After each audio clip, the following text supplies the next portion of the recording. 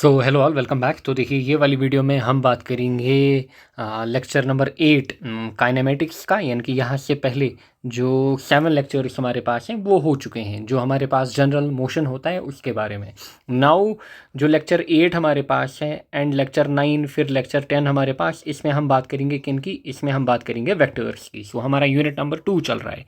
And एक और चीज़ जो मैं स्टार्टिंग में भूल गया था, अगर मैं ओवरऑल इस यूनिट की बात करूँ, पूरे यूनिट की काइनेमेटिक्स की, यहाँ पे बोर्ड में अगर मैं बोर्ड की बात करूँ, बोर्ड में किस टाइप से क्वेश्चन पूछे जाते हैं, सो इस टाइप से सिंपल न्यूमेरिकल्स, एवरेज स्पीड क्या होती है, average velocity, numerical differentiation integration के ऊपर आपको डिराइव करना होगा equations of motion either by calculus method या फिर ग्राफिकल, जो मैंने आपको दिखाए। सो ये सब पार्ट हमने पहले 7 लेक्चर्स में कवर किया है डिटेलिंग के अंदर। नाउ अब यहाँ पे जो लेक्चर नंबर 8 हमारे पास है काइनेमेटिक्स के अंदर, यहाँ पे हम क्या स्टडी करेंगे? यहाँ पे हम स्टडी करेंगे आपके वेक्टर्स को। जनरली 8, 9 एंड 10 यानी कि 3 लेक्चर्स के अंदर मैं इसको ख़त्म करूँगा, फिर एक ही लेक्चर के अंदर आपका प्रोजेक्टाइल मोशन भी ख़त्म होगा। नाउ पहले बात करेंगे यहाँ पे हम वेक्टर्स की। देखिए, इस टाइप से क्वेश्चन कहाँ पे पूछे जाते हैं? वेक्टर्स में। एंड जनरली यहाँ से आपका 5 मार्क का क्वेश्चन पूछा जाता है। नाउ वेक्टर्स में जाने से पहले हमें थोड़ा बहुत डिफरेंस देखना होगा, यानी कि बेसिक जो आप क्लास 9th में चीज़ें पढ़ते हो उसको हमें थोड़ा सा रिमाइंड करना होगा कि स्केलर क्वांटिटी क्या है, वेक्टर क्वांटिटी क्या है। देखिए, अगर मैं स्केलर क्वांटिटीज़ की बात करूँ, स्केलर क्वांटिटीज़ वो होती हैं जिनमें खाली क्या होता है, जिनके पास खाली मैग्नीट्यूड होता है। These are only magnitude. Vectors की अगर मैं बात करूं, इनमें मैग्नीट्यूड भी होता है, डायरेक्शन भी होता है। अच्छा, फिर स्केलर जो होते हैं इनका वैल्यू नेगेटिव हमारे पास नहीं हो सकता है, जबकि जो वेक्टर हैं वो हमारे पास नेगेटिव भी हो सकते हैं। अच्छा, फिर अगर मैं इनकी एग्जांपल्स की बात करूं, मैथ्स फॉर एग्जांपल आपके पास है मैथ्स इक्वल टू 10 kg। सो ये मैथ्स कभी -10 kg नहीं होगा। क्लियर? -10 kg नहीं होगा। या फिर आपके पास है फॉर एग्जांपल डिस्प्लेसमेंट या फिर डिस्टेंस। सो आप कहोगे डिस्टेंस मेरे पास है 30 मीटर। अच्छा, डिस्प्लेसमेंट आपने देखा, डिस्प्लेसमेंट हमारे पास 0 भी हो सकती है, इवन नेगेटिव भी हो सकती है। सो ये चीज़ बेसिकली आपको पता होनी चाहिए।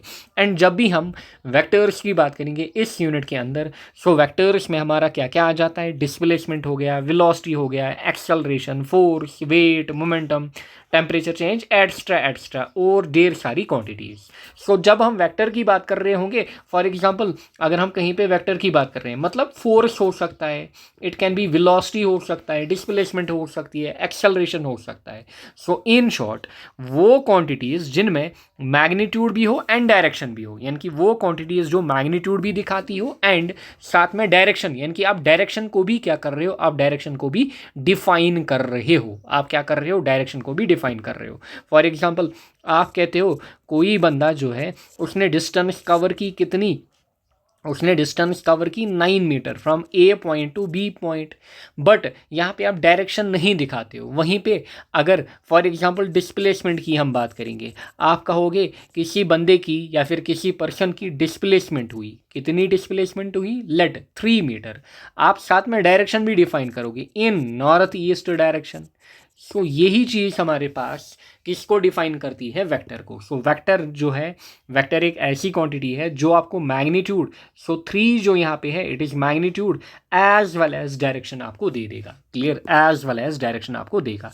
या फिर किसी बॉडी के ऊपर फोर्स लग रहा है, सो आप कहोगे इस बॉडी के ऊपर फोर्स लग रहा है 10 न्यूटन इन डाउनवर्ड डायरेक्शन। सो आप साथ में क्या स्पेसिफाई कर रहे हो? आप साथ में डायरेक्शन को भी स्पेसिफाई कर रहे हो, यानी कि आपको समझ आ रहा है कि फोर्स किधर की ओर लग रहा है? फोर्स हमारे पास नीचे की ओर लग रहा है।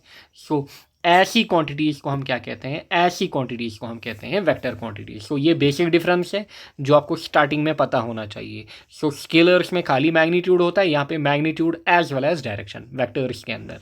अच्छा, फिर एग्जाम्पल्स जो हैं ये आपको याद रखनी है। नाउ अब हम आते हैं बेसिकली किसके ऊपर, क्योंकि हमारा यूनिट जो है it is vectors. So vectors की ही हम अब डिटेलिंग में 2-3 लेक्चर्स के अंदर बात करने जा रहे हैं। नाउ एंड ये जो कोर्स हमारे पास है ये पूरा ध्यान रखा हुआ है हमने किसका? आपके बोर्ड एग्ज़ाम का।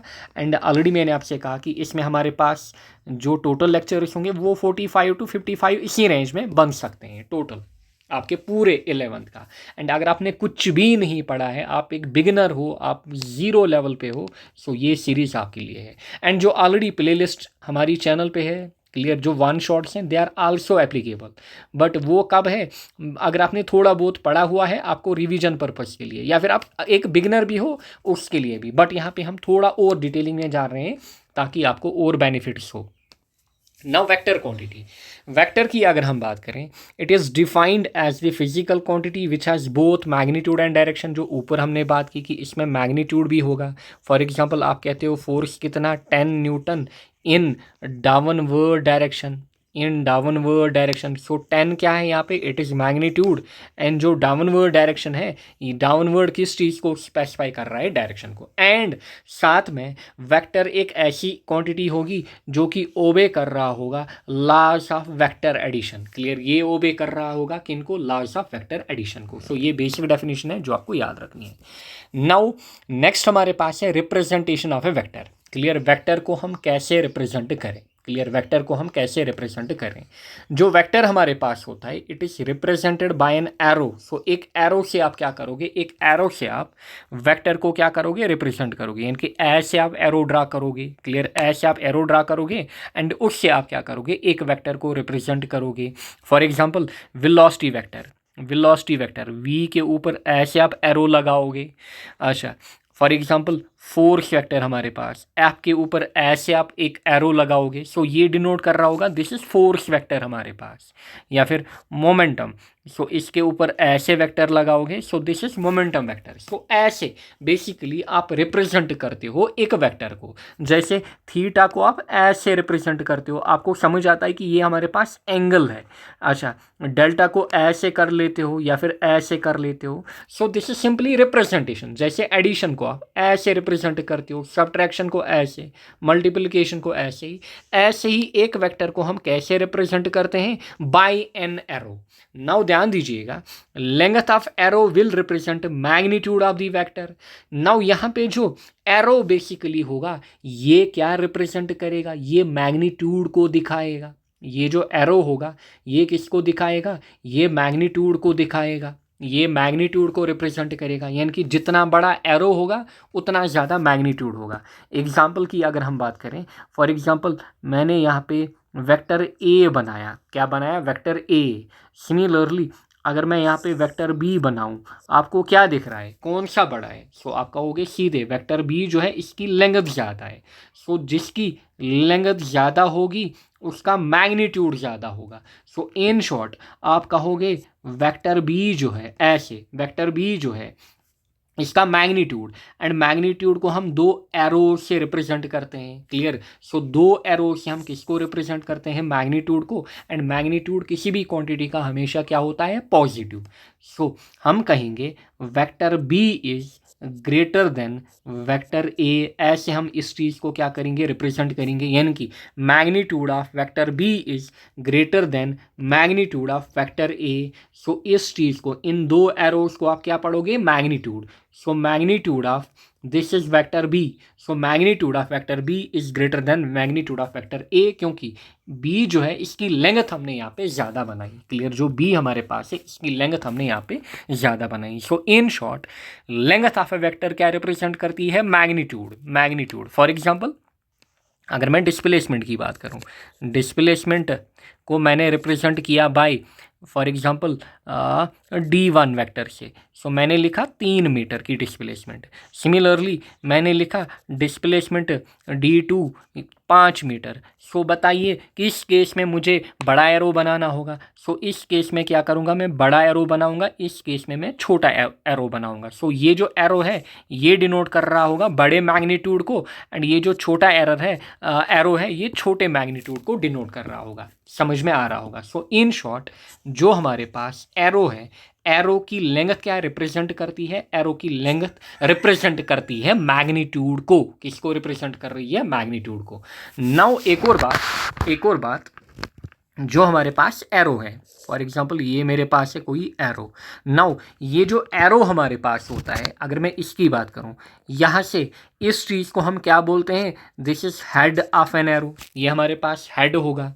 एंड ये जो चीज़ है इसको हम क्या कहेंगे, ये बेसिकली रिप्रेजेंट करेगी टेल को। सो देयरफॉर जो एरो हमारे पास होता है ये एरो का हेड, एंड ये हमारे पास एरो की टेल। क्लियर, ये हमारे पास एरो की टेल, हेड बेसिकली डायरेक्शन दिखा रहा होगा वेक्टर की। सो हेड जो है ये बेसिकली डायरेक्शन दिखाता है हमारे पास। सो हेड जो हमारे पास है ये डायरेक्शन दिखाता है।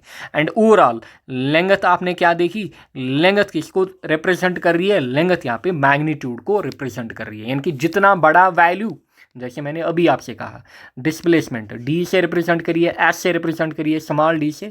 फॉर एग्जांपल डिस्प्लेसमेंट 3 मीटर या डिस्प्लेसमेंट हमारे पास 8 मीटर। सो 8 मीटर के केस में बड़ा एरो आपको बनाना होगा, इस केस में आपको छोटा एरो बनाना होगा। So in short I hope आपको समझ में आया होगा representation of a vector. Representation हम कैसे करते हैं। सो सिंपली एरो से हम वेक्टर को डिनोट करते हैं। सो इसको आप पढ़ोगे velocity vector, force vector, momentum vector, फिर ये है हेड ऑफ वेक्टर, ये है टेल ऑफ वेक्टर, फिर जिसकी लेंथ ज़्यादा होगी उसका मैग्नीट्यूड ज़्यादा होगा। नाउ मैग्नीट्यूड आप रफली याद रखें। मैग्नीट्यूड की अगर हम बात करें, मैग्नीट्यूड की हम बात करें, देखिए मैग्नीट्यूड मैंने आपसे कहा हम इसको रिप्रेजेंट करते हैं बाय एरोज। एंड मैग्नीट्यूड किसी भी क्वांटिटी का, पहले भी हमने कहीं पे डिस्कस किया होगा, मैग्नीट्यूड किसी भी क्वांटिटी का, लेट मेरे पास है एक्स, अगर इसका कुछ भी वैल्यू हो पॉजिटिव नेगेटिव, मैग्नीट्यूड जो है ये हमेशा वैल्यू को किस में कन्वर्ट करके देता है, पॉजिटिव वैल्यू के अंदर। क्लियर। सो ये चीज़ आपको याद रखनी है। अगर हम किसी फॉर एग्जांपल अगर मैं लिखूं -3 का मैं मैग्नीट्यूड निकालूं, या फिर इसको हम मॉड भी बोलते हैं, MOD, और इसको हम बोलते हैं modulus function, MODULUS, modulus function. Now इसकी सबसे इम्पॉर्टेंट प्रॉपर्टी ये होती है कि किसी भी नेगेटिव चीज़ को ये क्या बनाता है, किसी भी नेगेटिव चीज़ को ये पॉजिटिव बनाता है। सो मैग्नीट्यूड ऑफ -3 इज 3, या फिर कोई पॉजिटिव चीज़ कोई पॉजिटिव वैल्यू हमारे पास हो, सो magnitude of 4 is 4। So in short अगर नेगेटिव कोई वैल्यू होगा उसको ये पॉजिटिव में कन्वर्ट करेगा, पॉजिटिव तो ऑलरेडी पॉजिटिव में ही हो रहा होगा। So in short magnitude of plus minus x quantity जो हमारे पास है it is always plus x, ऐसे आप याद रखें। ये तो हो गया हमारे पास representation of a vector. Now next हमारे पास है angle between two vectors. This is very important. Clear, ये काफ़ी ज़्यादा इंपॉर्टेंट है। आपको लग रहा होगा छोटा सा टॉपिक है but it is very very important. What angle between any two vectors. देखिए पहली बात तो the angle between any two vectors should lie between 0 to 180 degree, यानी कि एंगल कितना होना चाहिए दो वेक्टर्स के बीच, यानी कि जो पॉसिबल एंगल हमारे पास है that is 0 to 180 degree. Clear.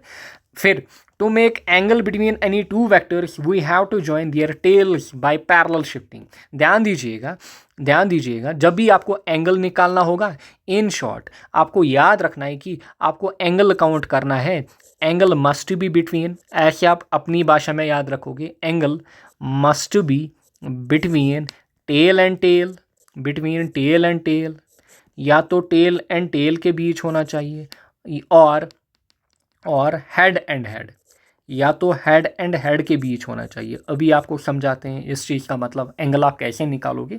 For example मैं आपको यहाँ पे दो वेक्टर्स दे रहा हूँ, ध्यान दीजिए। Example number 1, so example number 1 मैं आपको यहाँ पे दो वेक्टर्स दे रहा हूँ। This is vector A and ये मैंने आपको ऐसे वेक्टर बी दिया। चलिए पहले जनरल वे में देखिए, मैंने आपको ऐसे एक वेक्टर दिया, यहाँ से मैंने आपको दूसरा वेक्टर दिया। ध्यान दीजिए यहाँ से मैंने आपको क्या दिया, दूसरा वेक्टर दिया। Let this is vector A, इसके ऊपर क्या होगा, arrow. This is vector B, इसके ऊपर क्या होगा, एरो। ध्यान दीजिएगा ये हमारे पास है ए का हेड, ये है ए की टेल। ये हमारे पास है बी का हेड, ये है बी की टेल। समझ में आ रहा होगा। सो ए का हेड यहाँ पे, टेल यहाँ पे, फिर बी का हेड यहाँ पे, टेल यहाँ पे। नाउ अगर आपको ऐसे गिवन है कि यहाँ पे जो एंगल है it is 120 degree, it is 120 degree. अगर मैं आपसे कहूँ कि मुझे आप बताइए एंगल कितना है vector A and vector B के बीच, ध्यान से सुनिए मैं क्या कह रहा हूँ। मैं आपसे कह रहा हूँ कि find angle between vector A and vector B, vector A and vector B के बीच आप एंगल निकालिए। सो हमने क्या कहा, जो एंगल हमारे पास होगा it must be between tail and tail और हेड एंड हेड, यानी कि टेल और टेल वेक्टर्स का एंगल बनाएगा, या फिर हेड और हेड वेक्टर्स का एंगल बनाएगा। इसके लिए अगर हमें एंगल गिवन नहीं होगा सो हमें क्या करनी होगी, हमें पैरेलल शिफ्टिंग करनी होगी। पैरेलल शिफ्टिंग मतलब ध्यान दीजिए, ये है फॉर एग्जांपल किसी वेक्टर की डायरेक्शन। सो हमें लेट दिस इज वेक्टर ए, इसको इधर की ओर दिखाया गया है। पैरेलल शिफ्टिंग मतलब मैं इसको कहीं से भी घुमा सकता हूँ, ऊपर नीचे दाएं बाएं। देखिए ऊपर नीचे दाएं बाएं, यानी कि लेफ्ट राइट अप डाउन कहीं पे भी, बट मुझे इसकी डायरेक्शन, देखिए यहाँ पे मैं इसकी डायरेक्शन चेंज कर रहा हूँ, मुझे इसकी डायरेक्शन चेंज नहीं करनी है। मतलब मैं इसको हटा सकता हूँ, कहीं पे भी लगा सकता हूँ, बट मुझे एक चीज़ ध्यान रखनी होगी कि मुझे इसकी डायरेक्शन को चेंज नहीं करना है। तब जाके पैरेलल शिफ्टिंग जो है ये मुझे हेल्प करेगा एंगल निकालने में। ध्यान दीजिएगा, एंड जब भी आपको निकालना होगा एंगल, आप हमेशा वहाँ पे एक क्वाड्रेंट ड्रा करें लाइक दिस। आप ऐसे क्वाड्रेंट करिए ड्रा, आप ऐसे क्वाड्रेंट को क्या करिए, ड्रा करिए वहाँ पे। सो इसके बाद आप क्या करोगे, वेक्टर ए जो आपके पास है इसको आप यहाँ पे उठाओगे एंड यहाँ पे प्लेस करोगे। हेड तो यहीं पे रहा इसका, क्योंकि हेड अलग से बना था, हेड अलग। चलिए मैं नए से बना लेता हूँ, ध्यान दीजिए, ध्यान दीजिए। ये मेरे पास है वेक्टर ए, ये मेरे पास है वेक्टर बी, एंड यहाँ से आपको ये एंगल गिवन है 120 डिग्री। कितना? 120 डिग्री। सो मैंने आपसे क्या कहा, सिंपली जो इनका ये मीटिंग पॉइंट होगा वहाँ पे आप क्या करिए, वहाँ पे बेसिकली आप एक क्वाड्रेंट ड्रा करिए सिंपली। उसके बाद आप किसी भी एक वेक्टर को शिफ्ट करा सकते हो। देखिए फॉर एग्जांपल इस वेक्टर को मैं उठाऊंगा, यहाँ पे लेके आऊँगा। सो हुआ क्या, जब मैंने इसको मूव कराया यहाँ पे इन दो वेक्टर्स की टेल मिल रही है। सो एंगल आपको कब देखना है, जब दो वेक्टर्स के बीच टेल और टेल मिल रही होगी, या फिर हेड और हेड मिल रहा होगा। सो मेरे पास दूसरा ऑप्शन ये भी था, वेक्टर ए को मैं यहीं पे रखता, मैं वेक्टर बी को ऐसे शिफ्ट कराता। देखिए इसको कहते हैं पैरेलल शिफ्टिंग, यानी कि ऐसे करूं, मैं ऐसे करूं, इधर की ओर ले जाऊं, इधर की ओर, बट वेक्टर की डायरेक्शन मैं चेंज नहीं कर सकता। सो मैं इसको इधर भी रख सकता था। सो ऐसे भी मेरे पास इन दो के बीच एंगल निकल के आती। क्यों? क्योंकि अब इनका हेड और हेड यहाँ पे मिल रहा है। सो याद रखिएगा हमेशा, वेक्टर्स के बीच अगर टेल और टेल मिल रहा है तब आपको एंगल मिलेगा, हेड और हेड मिल रहा है तब आपको रियल एंगल मिलेगा। सो एक तो ये ऑप्शन मेरे पास था। सो इनिशियली ये कैसे मेरे पास था, ऐसे। चलिए इसी को मैं कॉपी कर लेता हूँ, इसी इमेज को, ताकि आपको डिटेलिंग में समझ आए। सो मेरे पास दो ऑप्शंस थे। देखिए मेरे पास क्या थे, मेरे पास दो ऑप्शंस थे कि मैं दो तरीके से यहाँ पे एंगल निकाल सकता हूँ। मैं क्या कर सकता हूँ, दो तरीके से यहाँ पे एंगल निकाल सकता हूँ। देखिएगा पहला जो ऑप्शन मेरे पास था वो था, वेक्टर ए को मैंने पैरेलली यहाँ पे शिफ्ट किया। सो यहाँ पे क्या मिला, यहाँ पे टेल और टेल मिला। सो देयरफॉर जो एंगल मेरे पास है, रिमेनिंग एंगल जो मुझे चाहिए था, इतना एंगल यहाँ पे होगा बिटवीन टू वेक्टर्स, फिर उसका वैल्यू हमें निकालना होगा। सिमिलरली मैं बी को पैरेलली शिफ्ट करा सकता था इधर की ओर। सो ये जो एंगल अब हमारे पास है ये यहाँ से निकल के आता है, angle between A and B. क्यों?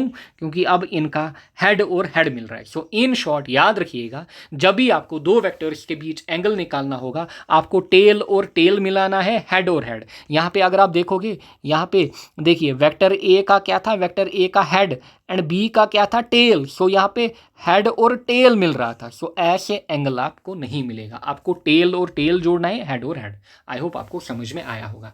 सो अगर हम अब देखें कि एंगल कितना होगा, सो देखिए इतना एंगल कितना होगा, इट इज़ 180 डिग्री। सो ये हमारे पास कितना एंगल होता है, दिस इज 180 डिग्री।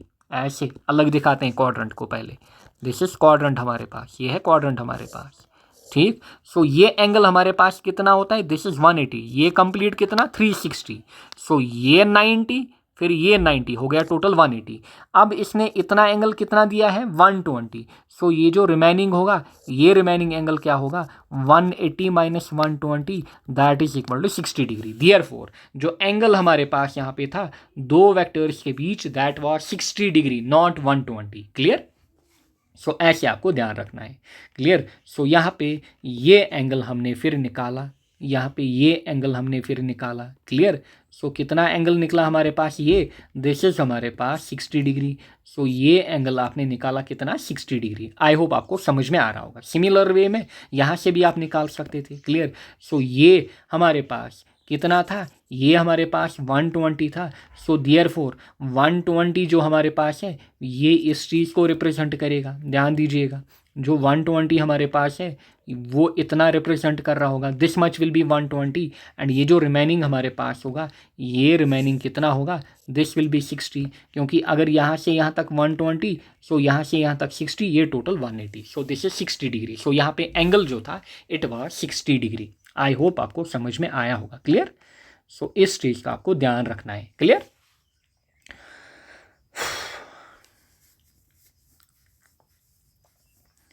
देखिए एक और यहाँ पे example number 2, this was example 1 हमारे पास। ऐसे आपको गिवन है कोई सिस्टम एंड इसके अंदर आपको वेक्टर्स गिवन है। ध्यान दीजिएगा, ऐसे ऐसे हमें वेक्टर्स गिवन है। यहाँ पे ये किधर गया,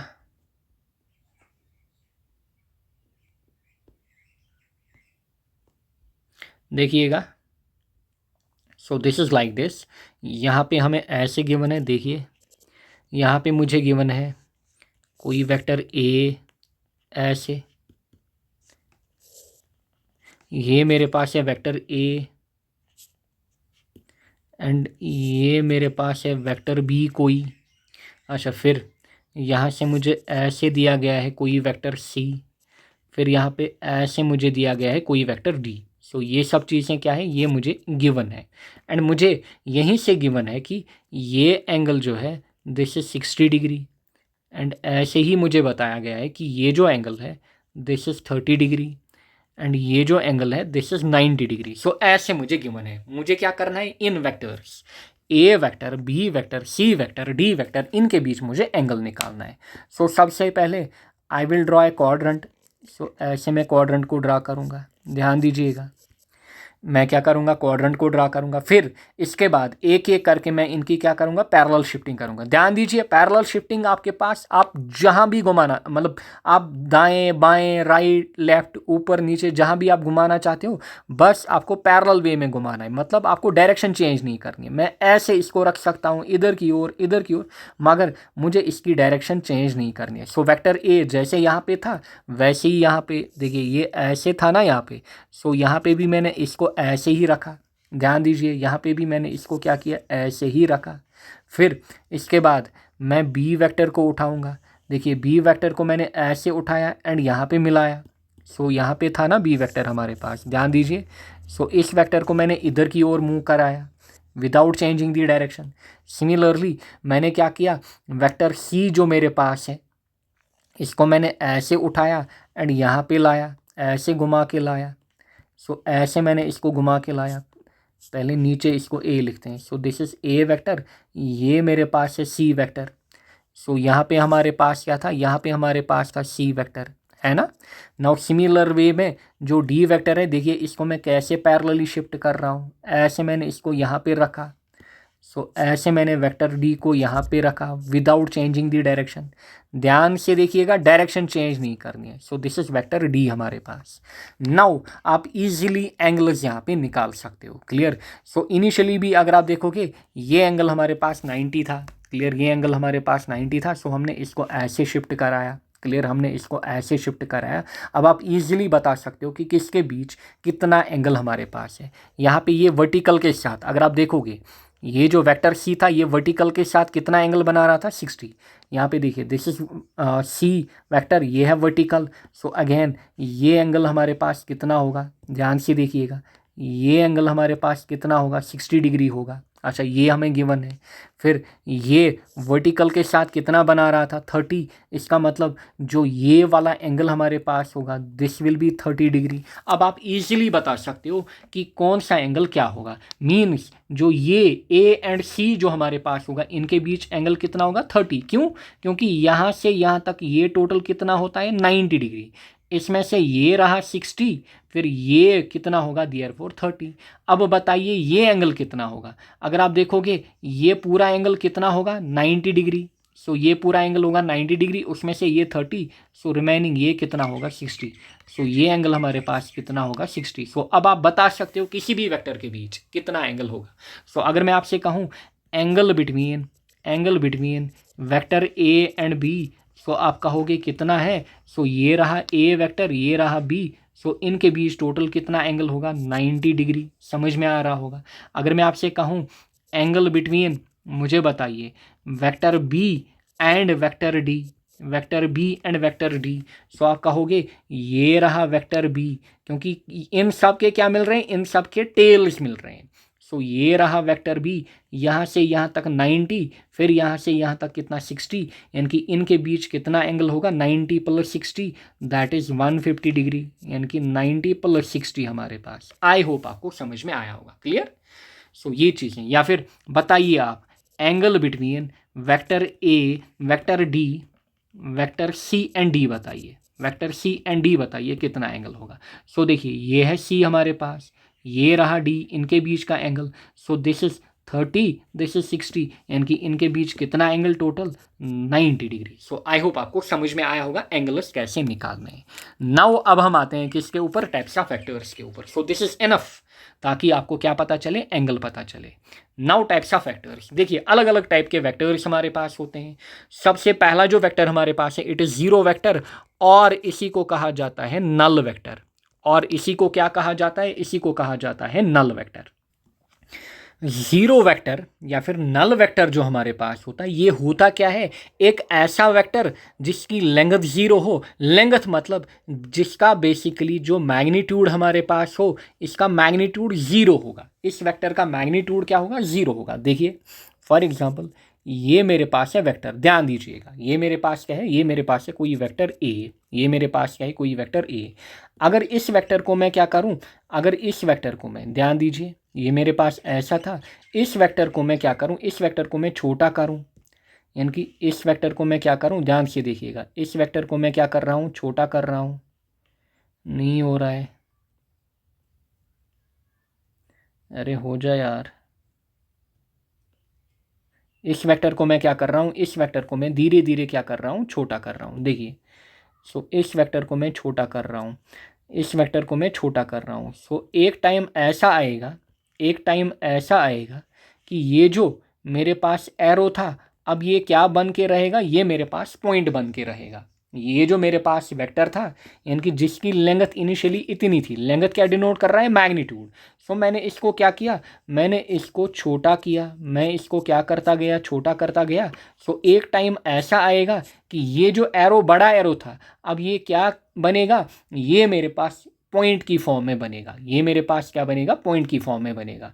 देयरफॉर जब ये हमारे पास पॉइंट की फॉर्म में बना, मतलब इसकी लेंथ क्या हुई, इसकी लेंथ जीरो हुई। क्लियर, इसकी लेंथ क्या हुई, जीरो हुई। सो इन शॉर्ट आप कहोगे इसका जो मैग्नीट्यूड होगा, इसका जीरो मैग्नीट्यूड होगा। ये एक पॉइंट बना, इसका मैग्नीट्यूड क्या होगा, जीरो मैग्नीट्यूड होगा।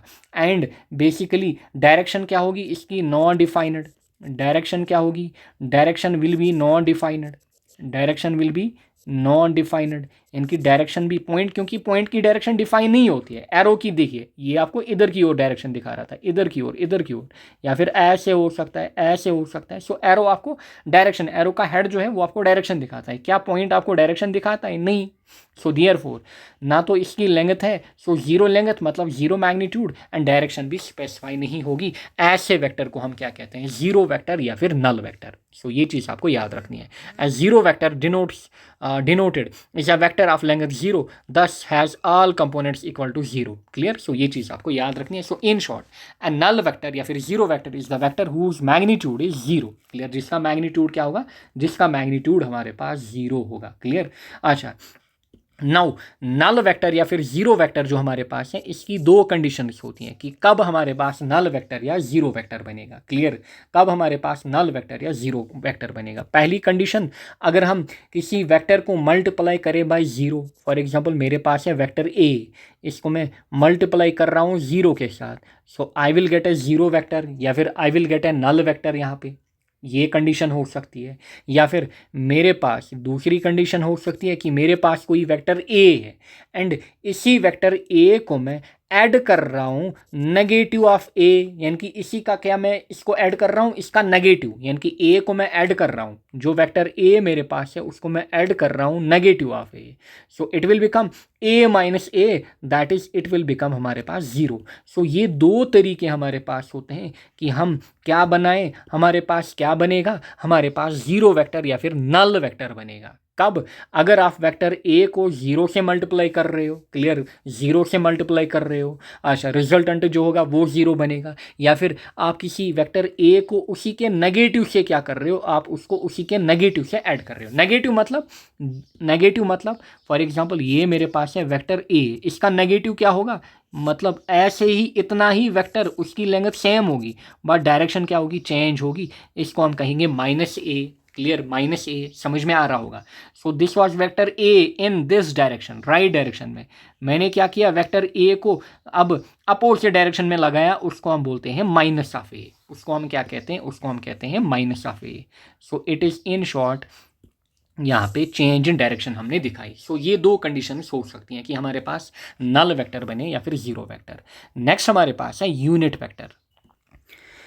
नाउ यूनिट वेक्टर की हम जब भी बात करते हैं, यूनिट वेक्टर हमारे पास एक ऐसा वेक्टर होता है जहाँ पे बेसिकली जो मैग्नीट्यूड हमारे पास है, मैग्नीट्यूड को हम फिक्स करके चलते हैं। फिक्स मतलब मैग्नीट्यूड हम 1 लेके चलते हैं, एंड मेनली यहाँ पे हम किसको डिफाइन करते हैं, यहाँ पे हम डायरेक्शन को क्या करते हैं, डिफाइन करते हैं। फॉर एग्जाम्पल मेरे पास कोई एक लॉन्ग वे है, लॉन्ग स्ट्रेट वे, क्लियर, मेरे पास क्या है, कोई एक लॉन्ग स्ट्रेट वे, एंड अगर मुझे इस स्ट्रेट वे या फिर इस स्ट्रेट पाथ के अलोंग जाना है, फॉर एग्जांपल मैं मूव कर रहा होगा। सो अगर मैं मूव कर रहा हूँ इस स्ट्रेट पाथ के अलोंग, मतलब मेरे पास क्या होगी, वेलोसिटी होगी, क्लियर, मेरे पास वेलोसिटी होगी इनिशियली। आपको ये चीज़ पता है कि जो वेक्टर हमारे पास है, वेक्टर की लेंथ जो है, ये आपको क्या दे रही है, ये आपको मैग्नीट्यूड दे रही है, एंड जो एरो हमारे पास है ये स्पेसिफाई कर रहा है किसको, डायरेक्शन को स्पेसिफाई कर रहा है, क्लियर, स्पेसिफाई किसको कर रहा है, डायरेक्शन को स्पेसिफाई कर रहा है। सो अगर मैं यहाँ से चल रहा हूँ, मैं एक स्ट्रेट पाथ के अलोंग मूव कर रहा हूँ, सो मेरे पास एक स्ट्रेट पाथ है। सो मैं क्या करूँगा, अगर मैंने क्या किया, अगर मैंने यहाँ पे अपनी जो वेलोसिटी है वो इन टर्म्स ऑफ खाली डायरेक्शन डिफाइन की, यानी कि मैग्नीट्यूड जो है, मैग्नीट्यूड का रोल मैंने ख़त्म किया, यहाँ पे मैं वेक्टर को स्पेसिफाई करूँ खाली डायरेक्शन की फॉर्म में, सो उस केस में हमारे पास कौन सा वेक्टर आ जाता है, यूनिट वेक्टर। यानी कि इन शॉर्ट एक यूनिट वेक्टर जो है इसका मैग्नीट्यूड कितना होगा, 1, यानी कि इसका जो ये मैग्नीट्यूड होगा, लेंथ होगा, इसको हम फिक्स करेंगे 1 यूनिट। क्या करेंगे, 1 यूनिट। एंड ये उस टाइम क्या रिप्रेजेंट कर रहा होगा, ये उस टाइम मेनली डायरेक्शन को क्या कर रहा होगा, रिप्रेजेंट कर रहा होगा। सो फॉर एग्जांपल अगर मैं मूव कर रहा हूँ, सो मैं क्या कहूँगा, डायरेक्शन वेलोसिटी वेक्टर। सो ये मेरे पास क्या होगा, ये मेनली स्पेसिफाई करेगा किसको, डायरेक्शन को उस time. So a vector whose magnitude is unity is called as unit vector. यानी कि कहीं जगह हमारे पास ऐसे सिनारियो आ जाते हैं कि हम मैग्नीट्यूड को फिक्स कर लेते हैं, क्या कर लेते हैं, फिक्स कर लेते हैं। अच्छा, एंड मेनली उस वेक्टर को हम डिफाइन कर लेते हैं किससे, डायरेक्शन से। फॉर एग्जाम्पल अगर हमारे पास लॉन्ग स्ट्रेट जर्नी होगी, वहाँ पर हमारे पास कौन सा वेक्टर काम आएगा, डायरेक्शन वाला, क्लियर, क्योंकि हम एक वेक्टर को डायरेक्शन और मैग्नीट्यूड से क्या कर सकते हैं, स्पेसिफाई कर सकते हैं। सो इन शॉर्ट एक ऐसा वेक्टर जिसका मैग्नीट्यूड जो होगा, यानी कि जिसकी लेंथ जो होगी 1 होगी, 1 मतलब it can be 1 centimetre, 1 metre, 1 mm, so जो भी आप फिक्स करो, क्लियर। सो ये चीज़ आपको ध्यान में रखनी है। या फिर अगर वेलोसिटी की बात होगी 1 मीटर पर सेकंड, क्लियर, खाली हम किसके ऊपर ध्यान दे रहे होंगे, डायरेक्शन के ऊपर ध्यान दे रहे होंगे। सो ऐसे वेक्टर को हम क्या कहते हैं, यूनिट वेक्टर कहते हैं।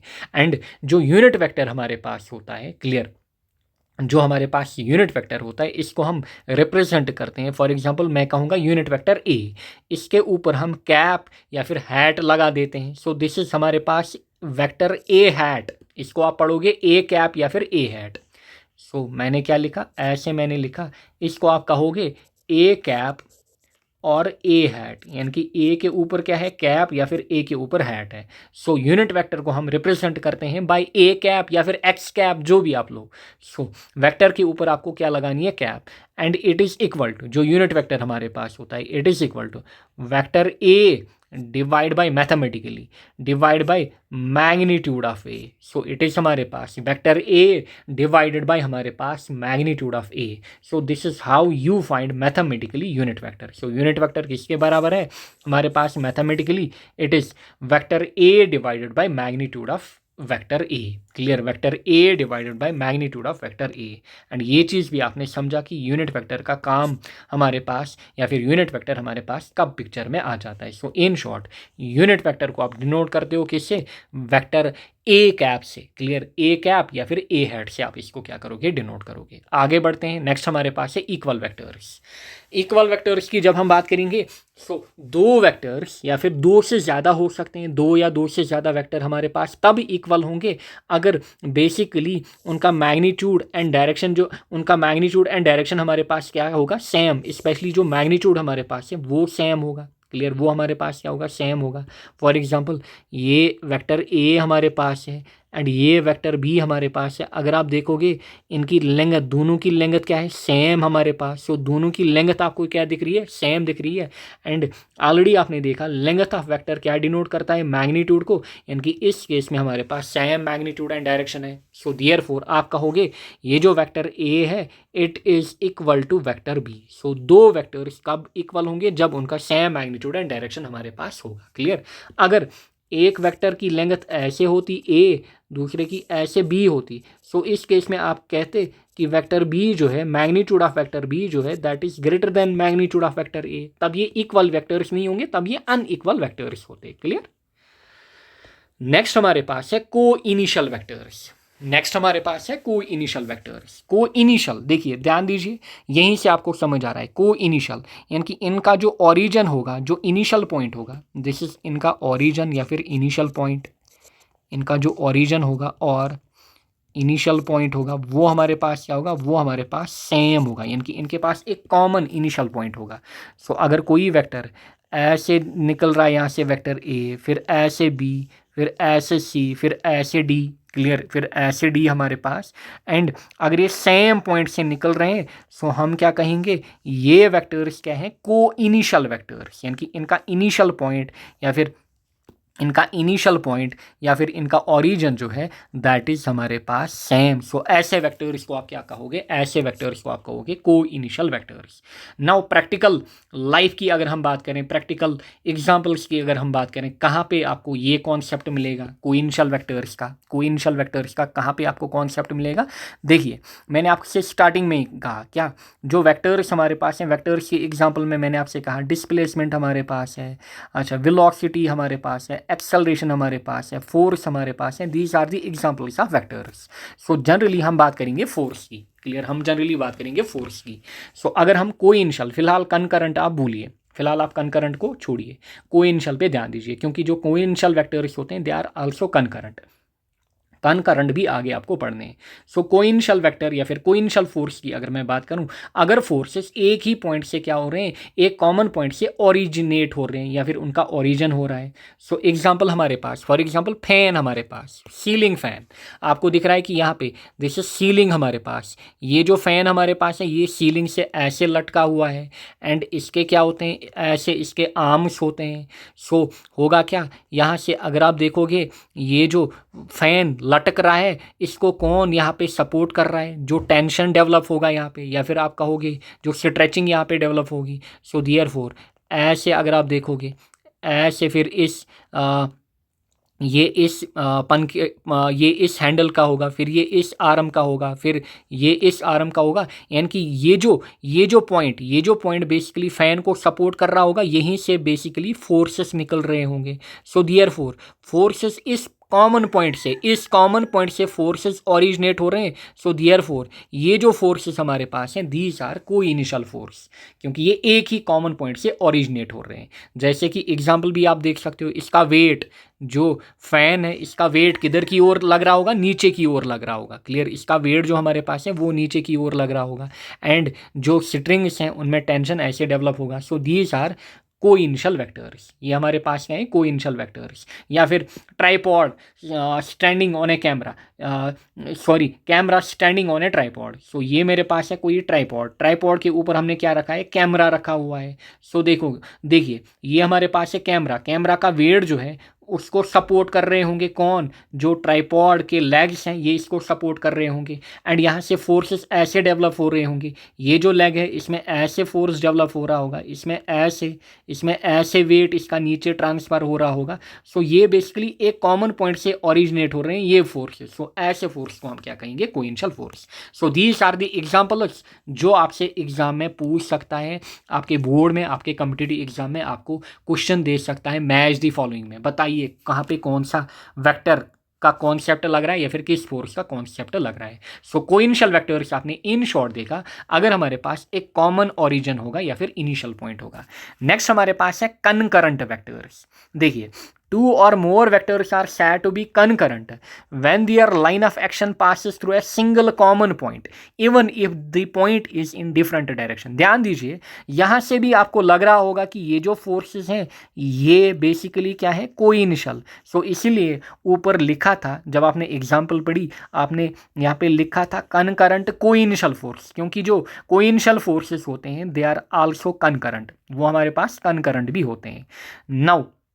नाउ सेम एग्जाम्पल्स आपको यहाँ पे भी दिखेंगी, क्लियर, सेम एग्जाम्पल्स आपको यहाँ पे भी दिखेंगी कि जो लाइन ऑफ एक्शन है वेक्टर का या फोर्स का वो एक सिंगल कॉमन पॉइंट के थ्रू पास हो रहा है या फिर निकल रहा है। सो ऐसे फोर्स को या फिर ऐसे वेक्टर्स को हम क्या कहते हैं, concurrent vectors. Example again tripod आपको दिख रहा है, यहाँ पे हैंगिंग लैंप आपको दिख रहा है, जैसे अभी आपने फैन की एग्जाम्पल देखी।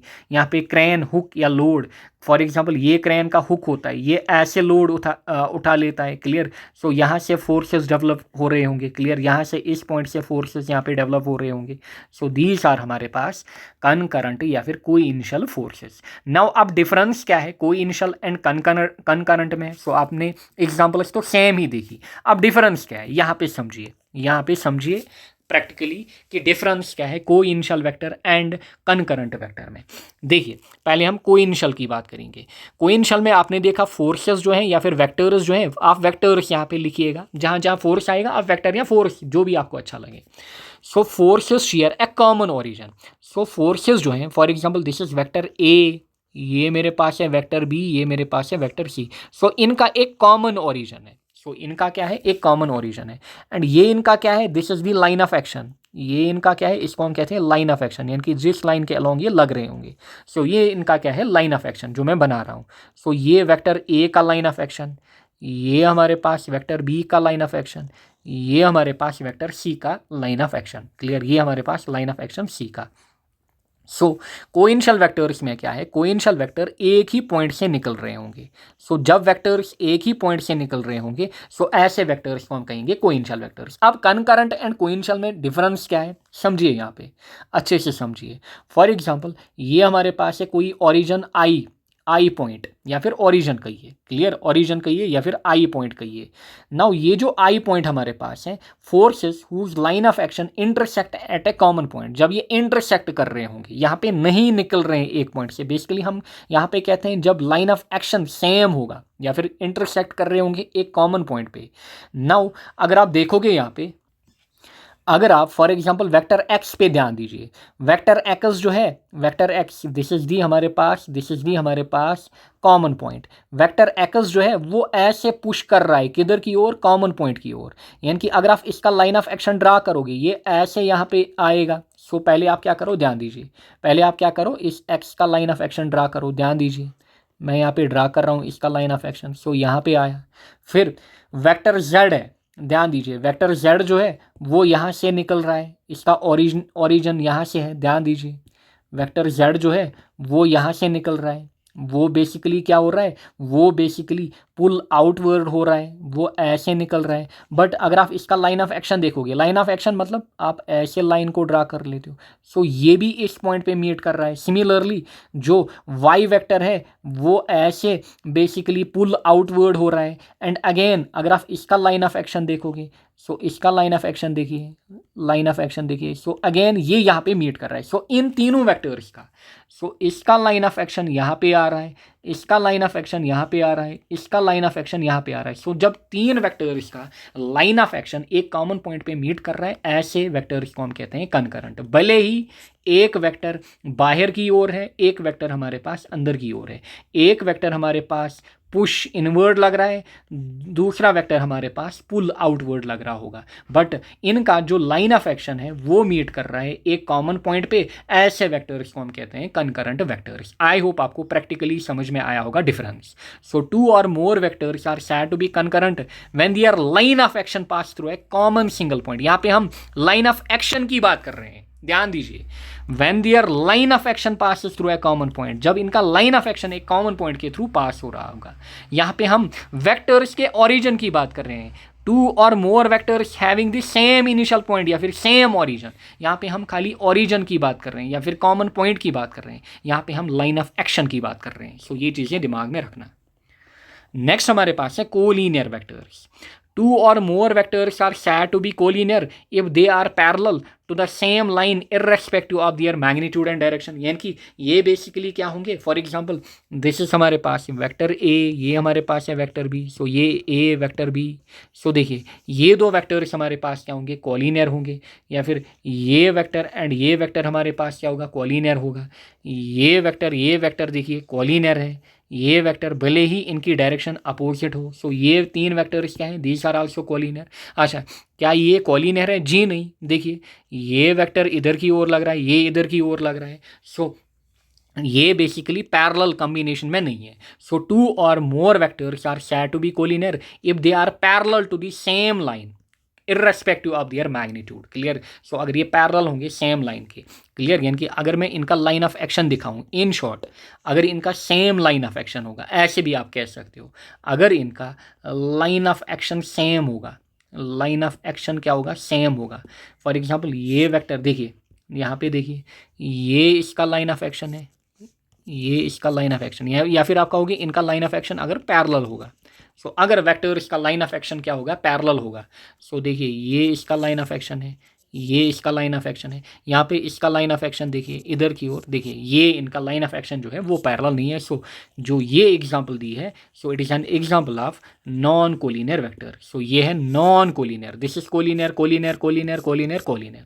सो आई होप आपको समझ में आया होगा जब लाइन ऑफ एक्शन क्या होगा। इन शॉर्ट आप याद रखोगे जब लाइन ऑफ एक्शन क्या होगा, लाइन ऑफ एक्शन वेक्टर इसका पैरेलल होगा, line of action is parallel. So in that case vectors को हम क्या कहेंगे, कोलिनियर। प्रैक्टिकल एग्जांपल्स देखिए, प्रैक्टिकल एग्जांपल देखिए। For example tug of war आप देखते हो, क्लियर, ये है एक टीम, ये है दूसरी टीम, ये बेसिकली रोप को क्या करते हैं, स्ट्रेच करते हैं। सो इनका जो लाइन ऑफ एक्शन है देखिए एक सेम लाइन ऑफ एक्शन इनका मिल रहा है। सो यहाँ से जो टीम 2 है देखिए इनका फोर्स ऐसे, टीम T1 जो है इनका फोर्स ऐसे। सो देखिए लाइन ऑफ एक्शन जो है वो सेम आ रहा है, क्लियर, लाइन ऑफ एक्शन जो हमारे पास है वो सेम आ रहा है। या फिर दो बंदे क्या कर रहे हैं, गाड़ी को अपोजिट पुश कर रहे हैं। So line of action again same होगा। या फिर जो हमारे पास ट्रेन है, ट्रेन में जो बेसिकली इसका इंजन है, जो स्टार्टिंग पोर्शन है, ये बाकी जो बोगी है इसको ऐसे खींच रहा है। सो लाइन ऑफ एक्शन क्या होगा, लाइन ऑफ एक्शन सेम होगा। या फिर यहाँ पे देखिए एलिवेटर में लाइन ऑफ एक्शन क्या होगा, सेम होगा। या फिर आप स्ट्रेच कर रहे हो किसी रोप को, सो लाइन ऑफ एक्शन क्या होगा, सेम होगा। ऐसे केस में जो फोर्सेस होंगे they will B collinear. So examples याद रखिएगा। नेक्स्ट हमारे पास है कोप्लेनर वेक्टर्स। कोप्लेनर वेक्टर्स की अगर हम बात करें, two or more vectors are said to be coplanar अगर वो एक सेम प्लेन में लाई कर रहे हैं। जैसे यहाँ पे मैंने एक हॉरिजॉन्टल प्लेन बनाया है। सो ये वेक्टर एंड ये वेक्टर जो है दोनों इसी में लाई कर रहे होंगे। अच्छा अब अगर ये वेक्टर ऐसे होता, दूसरा वेक्टर ऐसे ऊपर की ओर होता, सो देयरफॉर ये जो दूसरा वेक्टर मैंने बनाया ये किस में होता, वर्टिकल प्लेन में। ये वेक्टर आपको हॉरिजॉन्टल प्लेन में दिख रहा है। सो ये फिर हमारे पास क्या होते हैं, ये फिर नॉन कोप्लेनर होते हैं हमारे पास। सो ऐसे वेक्टर्स को हम क्या कहते हैं, non coplanar. Wait a second, यहाँ पे देखिए इस वाली एग्जांपल में देखिए, जो हमारे पास vector A B and C, मैं यहाँ से पढ़ रहा हूँ, vector A vector B vector C, वो एक ही प्लेन में लाई कर रहे हैं। देखिए आपको सरफेस दिख रही होगी जो यहाँ पे क्रीम कलर से बनाई गई है ना, सरफेस, हॉरिजॉन्टल सरफेस। सो ये एक प्लेन यहाँ पे बनाया गया है। सो वेक्टर ए बी सी तीनों इस प्लेन में लाई कर रहे हैं। Clear. So vector A B C क्या है, they are coplanar. So vector C भी coplanar, A B B. अब अगर आप वेक्टर डी देखोगे, वेक्टर डी ऊपर की ओर है यानी कि वर्टिकल प्लेन में है। So vector D is a non coplanar vector हमारे पास। सो आई होप आपको ये भी समझ में आया होगा कि हमारे पास कोप्लेनर वेक्टर्स क्या होते हैं। नाउ एग्जांपल्स की अगर हम बात करें कुछ कोप्लेनर वेक्टर्स की, देखिए book lying on a table. देखिए ये हमारे पास है, यहाँ पे जो फोर्स लग रहे होंगे दोनों क्या लग रहे होंगे, वर्टिकल प्लेन में। अच्छा, फिर लैडर लाइंग अगेंस्ट, लैडर जो है वो लाई कर रही है अगेंस्ट ए वॉल। सो यहाँ पे जो फोर्सेस होंगे वो बेसिकली एक ही प्लेन में लाई कर रहे होंगे, वो एक ही प्लेन में लाई कर रहे होंगे। या फिर opening of a door, bicycling on a road. So सारे फोर्सेस यहाँ पे आपको दिख रहा है एक ही वर्टिकल प्लेन में लाई कर रहे होंगे। अच्छा, यहाँ पे ये जो आपको बॉक्स दिख रहा है, आप बॉक्स को क्या कर रहे हो, पुश कर रहे हो। सो एक फोर्स ऐसे, दूसरा ऐसे, मगर एक ही प्लेन में लाई कर रहे होंगे, प्लेन में एक ही में ये लाई कर रहे होंगे। जैसे यहाँ पे आप देखिए, यहाँ पे आप देखिए ये है कोई हमारे पास लैडर। ये लैडर जो है देखिए, ये लैडर ऐसे लाई कर रही है। सो एक प्लेन हमने ऐसा निकाला, इसका वर्टिकल प्लेन।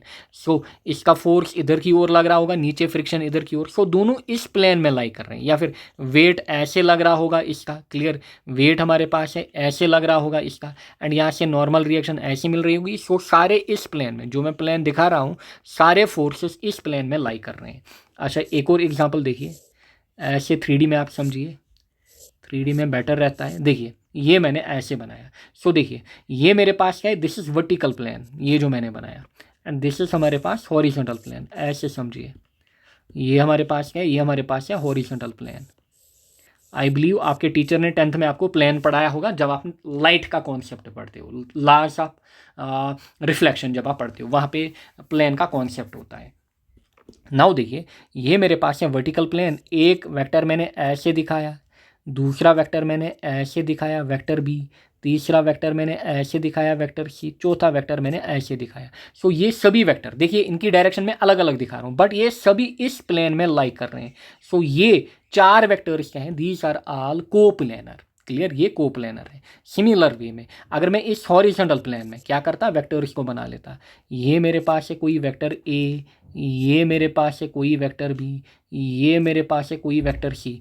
सो ये 3 ए बी सी इस केस में, ये 3 क्या होते हैं, ये भी हमारे पास इस केस में क्या होते हैं, कोप्लेनर। चलिए अलग नाम दे देते हैं इनका, इनका यहाँ पे अलग नाम रखेंगे, vector P, vector Q, vector R यहाँ पे। सो ये जो वेक्टर्स हैं ये आपस में पी क्यू आर, ये आपस में कोप्लेनर हैं, ये 4 आपस में कोप्लेनर हैं। अगर आप वेक्टर सी एंड पी उठाओगे ये आपस में नॉन कोप्लेनर होंगे, या फिर वेक्टर बी और क्यू उठाओगे सो ये नॉन कोप्लेनर होंगे। सो जो एक ही प्लेन में लाई कर रहे होंगे they will be coplanar. Next है practical examples of non coplanar. Clear, यानी कि जो एक ही प्लेन में लाई नहीं कर रहे होंगे, कोई हॉरिजॉन्टली होगा, कोई वर्टिकल होगा, कोई दाएं होगा, कोई बाएं होगा। सो दे आर, फॉर एग्जांपल ये आपको दिख रहा है ट्राइपॉड, ट्राइपॉड के ऊपर कैमरा, देखिए एक फोर्स वर्टिकली लग रहा है, दूसरा इंक्लाइनड, तीसरा ऐसे। सो इस केस में एक ही प्लेन में सारे फोर्स लाई नहीं कर रहे हैं। Multiplication of a vector by real number, यानी कि कोई वेक्टर हमारे पास है, लेट अस से वेक्टर ए, मेरे पास क्या है कोई वेक्टर ए, अगर मैं इसको किसी रियल नंबर यानी कि फॉर एग्जांपल n से मैं क्या कर रहा हूँ, इसको मल्टीप्लाई कर रहा हूँ। क्लियर। सो मुझे क्या मिलेगा, मुझे यहाँ से क्या मिलेगा, मुझे एन ए वेक्टर मिलेगा, यानी कि जो n का मैग्नीट्यूड होगा, या फिर मैं कहूँगा ऐसे, I will get vector A n times, I will get vector A n times, या फिर I will get vector N A of magnitude n times that of A. So in short, for example अगर मेरे पास ध्यान दीजिए, अगर मेरे पास कोई vector A है यहाँ पे, एंड अगर मेरे पास n का वैल्यू है लेट अस से 2, n का वैल्यू मेरे पास क्या है 2। सो मेरे पास जो वेक्टर मिलेगा दैट विल बी हमारे पास 2a वेक्टर। सो ऐसे मुझे मिलेगा ट्वाइस वेक्टर ए, ऐसे मिलेगा ट्वाइस वेक्टर ए।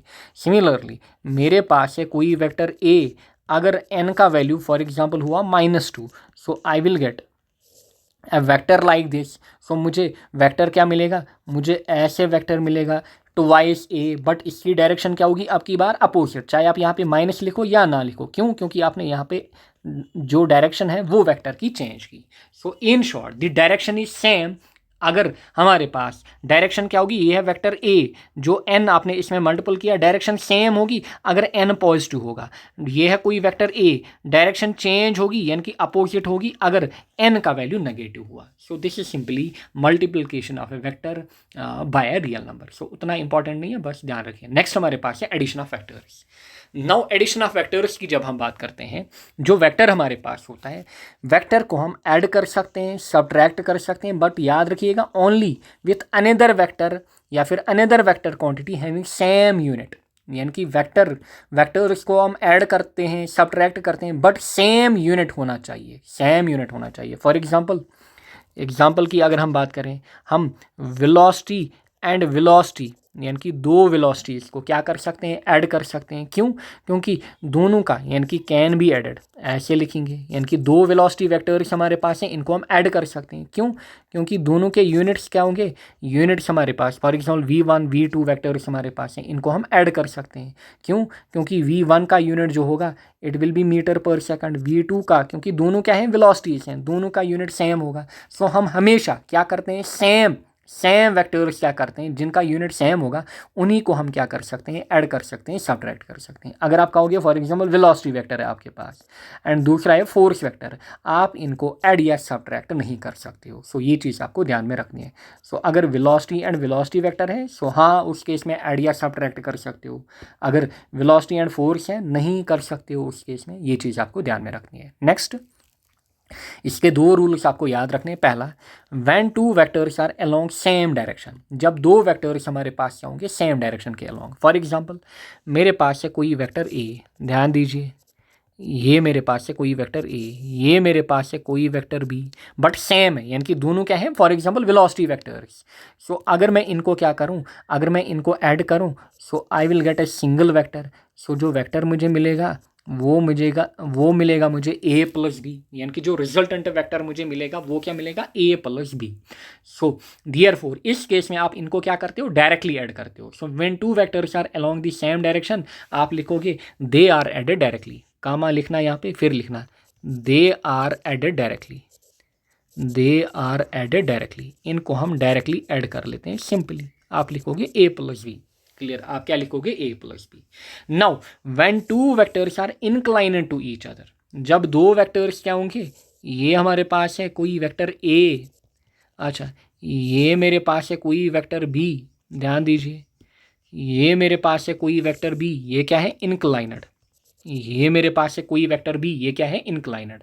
नाउ अब अगर मुझे क्या करना है, मुझे इनको क्या करना है, ऐड करना है, क्योंकि हम देख रहे हैं एडिशन ऑफ वेक्टर्स। अगर मुझे इनको क्या करना है, ऐड करना है, सो ऐड करने के लिए आपको याद रखना है join head of one vector with tail of another. So addition, vector addition में आपको एक का हेड दूसरे के टेल से ज्वाइन करना है। जब आप एंगल निकाल रहे थे दो वेक्टर्स के बीच, उसमें आप देख रहे थे टेल और टेल, अच्छा, या फिर हेड और हेड, हेड और हेड। सो जब आप रिजल्टेंट निकालोगे, रिजल्टेंट मतलब जब इनका आप वेक्टर एडिशन करोगे, आप एक का टेल एंड दूसरे का क्या करोगे, हेड मिलाओगे। ये चीज़ आपको याद रखनी है। सो यहाँ पे आपको क्या करना है, यहाँ पे आपको एक वेक्टर का हेड लेना है, दूसरे वेक्टर के टेल से ज्वाइन करना है। सो हेड टेल आपको ज्वाइन करना है, तब जाके आपको क्या मिलेगा, रिजल्टेंट मिलेगा। For example this is equivalent to, कैसे, देखिए ये मेरे पास है वेक्टर ए, डायरेक्शन आपको चेंज नहीं करनी है। क्लियर? सो ये मैंने क्या लिया, ये मैंने लिया वेक्टर बी, ध्यान दीजिए, ये मैंने वेक्टर ए लिया, ये मैंने वेक्टर बी लिया।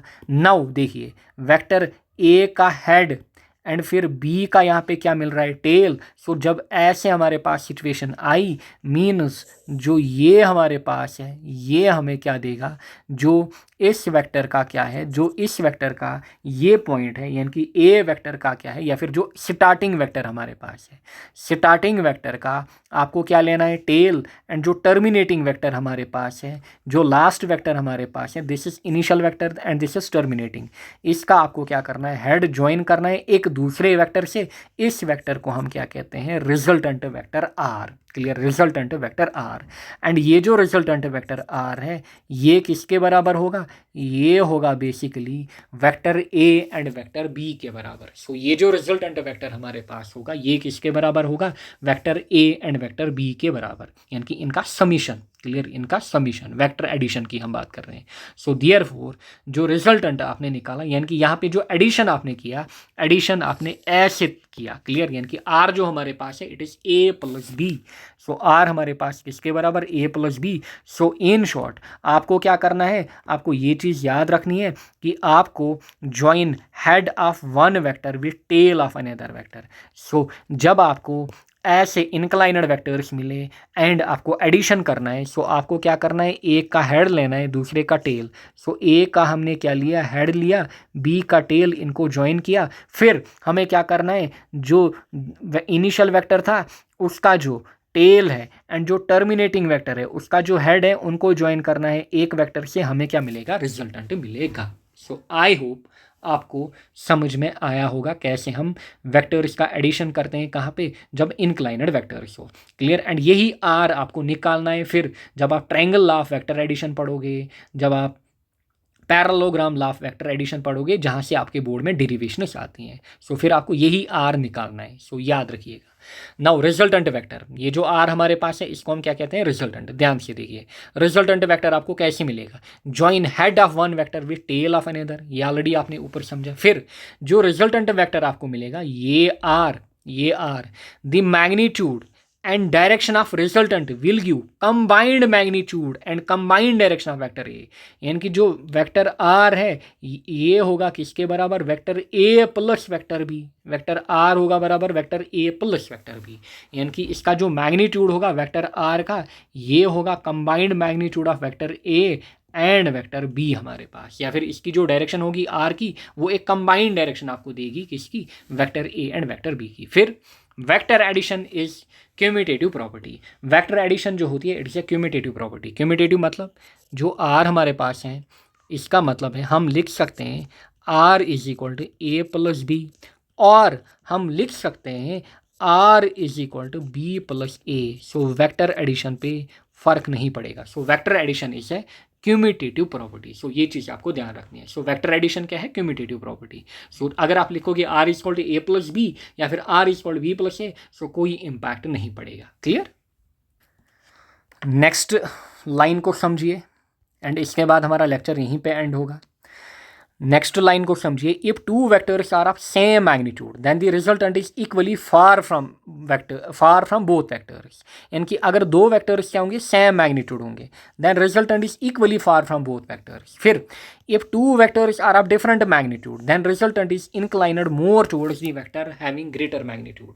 इसको आप ऐसे समझिए, देखिए इसको आप ऐसे समझिएगा, ऐसे आप समझिए, हमारे पास क्या है, ऐसे समझिए, मेरे पास है कोई, अलग कलर से मैं लूँगा, ये मेरे पास है कोई वेक्टर ए या फिर फोर्स आप बता सकते हो, एंड यहाँ से मेरे पास है कोई वेक्टर बी। ध्यान दीजिए, यहाँ से मेरे पास है कोई वेक्टर बी मेरे पास। नाउ देखिएगा रिजल्टेंट आप कैसे निकालोगे, ध्यान से देखिएगा रिजल्टेंट आप कैसे निकालोगे, ऐसे आपको गिवन है।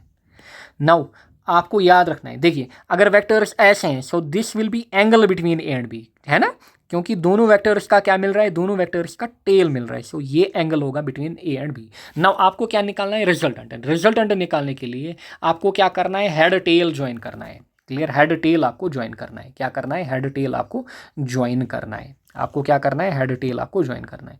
नाउ ध्यान दीजिएगा, ये जो वेक्टर मेरे पास है, क्या मैं इस वेक्टर को, ध्यान से देखिएगा, क्या मैं इस वेक्टर को ऐसे इधर ला सकता हूँ। सो मैं ऐसे दिखाऊंगा इसको, ध्यान से देखिएगा, मैं एरो की फॉर्म में इसको दिखाऊंगा, मैं एरो की फॉर्म में इसको दिखाऊंगा। यानी कि अगर ये बी है सो ये भी मेरे पास बी ही है, सो ये भी मेरे पास क्या है, ये भी मेरे पास बी ही है। ध्यान से देखिएगा।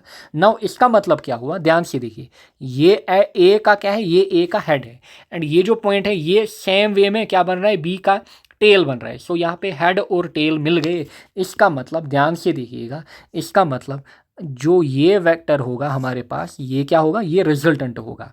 जो ये वेक्टर हमारे पास होगा ये क्या होगा, ये रिजल्टेंट होगा इनका। So this will be R equal to A plus B.